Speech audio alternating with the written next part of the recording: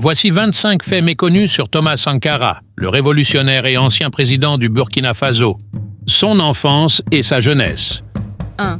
Il est né Thomas Isidore Noël Sankara le 21 décembre 1949 à Yako, en Haute-Volta, actuel Burkina Faso. 2. Son père, Joseph Sankara, était un ancien combattant de l'armée française ayant servi pendant la Seconde Guerre mondiale.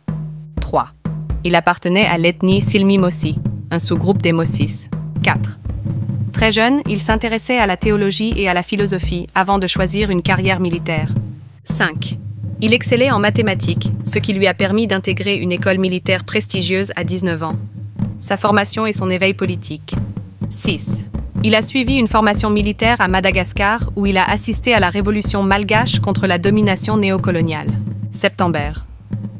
Il s'est passionné pour les œuvres de Karl Marx, Lénine, Frantz Fanon et Che Guevara. 8. Il parlait couramment le français, le mouré et le dioula. 9. Il a refusé une offre de l'armée française pour devenir officier dans les forces coloniales. 10. Il a combattu dans le conflit entre le Mali et la Haute-Volta en 1974, mais a ensuite dénoncé cette guerre comme inutile. Son ascension politique. 11. Il a été nommé Premier ministre en janvier 1983, mais a été arrêté en mai de la même année après avoir dénoncé la corruption du régime en place. 12.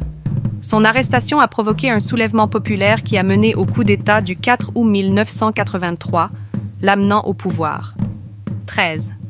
Il a immédiatement changé le nom de son pays, passant de Haute-Volta à Burkina Faso, qui signifie « pays des hommes intègres » en mouré et en dioula. 14.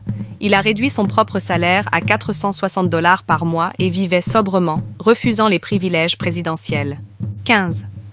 Il a vendu la flotte de voitures gouvernementales et remplacé les Mercedes officielles par des Renault 5, la voiture la moins chère du marché à l'époque. Ses réformes révolutionnaires. 16. Il a lancé une campagne massive d'alphabétisation, augmentant le taux d'alphabétisation de 12% à 22% en 4 ans. 17. Il a éradiqué la poliomyélite, la rougeole et la méningite grâce à une campagne de vaccination rapide et efficace. 18. Il a mis en place une réforme agraire pour redistribuer les terres aux paysans, ce qui a conduit à une augmentation spectaculaire de la production agricole. 19. Il a interdit l'excision, la polygamie et les mariages forcés, bien avant de nombreux pays africains. 20. Il a décrété une journée de la femme où les hommes devaient échanger les rôles domestiques avec leurs épouses pour mieux comprendre leurs difficultés. Son engagement écologique. 21. Il a lancé un programme ambitieux de reforestation, plantant des millions d'arbres pour lutter contre la désertification. 22. Il a interdit l'importation de fruits et légumes pour encourager la production locale. 23. Il a promu l'usage du coton burkinabé pour remplacer les vêtements importés, imposant même le port du faso d'Anfani, tissu traditionnel burkinabé, aux fonctionnaires. 24. Il a développé des stratégies locales pour l'irrigation et la conservation de l'eau. 25.